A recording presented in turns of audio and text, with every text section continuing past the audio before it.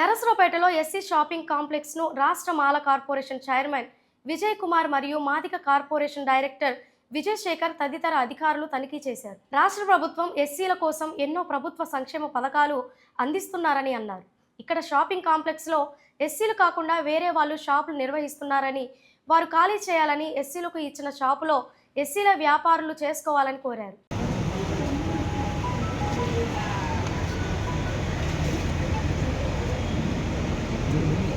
మన నరసరావుపేట పట్టణంలో ఉన్నటువంటి ఎస్సీ కార్పొరేషన్ షాపింగ్ కాంప్లెక్స్ని విజిట్ చేయడం జరిగింది.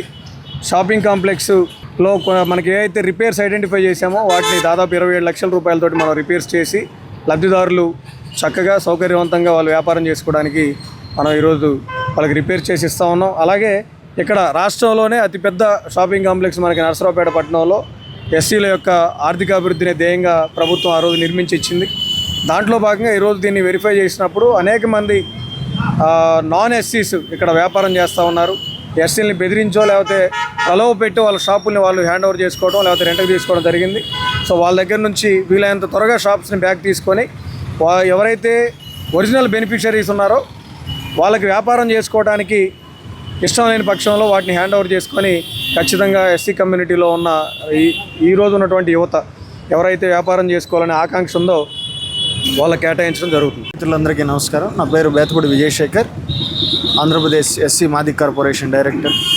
ఈరోజు Andhra Pradesh SC Mala corporation chairman doctor Pedapudi Vijay Kumar గారి ఆధ్వర్యంలో కార్పొరేషన్ అధికారులందరితో కలిసి నరసరావుపేటలోని ఎస్సీ షాపింగ్ కాంప్లెక్స్లను విజిట్ చేయడం జరిగింది.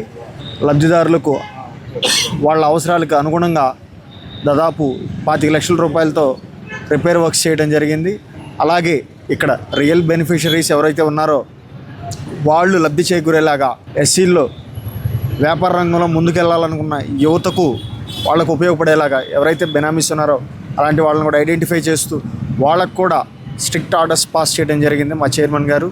ఖచ్చితంగా కూటమి ప్రభుత్వం ఎస్సీ కమ్యూనిటీస్లోని ఎవరైతే నిరుద్యోగ యువత వ్యాపార రంగంలో ముందుకెళ్లాలనుకుంటున్నారో వాళ్ళందరినీ ప్రోత్సహించే విధంగా ఇంకా మంచి కార్యక్రమాలు చేస్తూ ముందుకెళ్తామని చెప్పేసి తెలియజేసుకుంటున్నాం.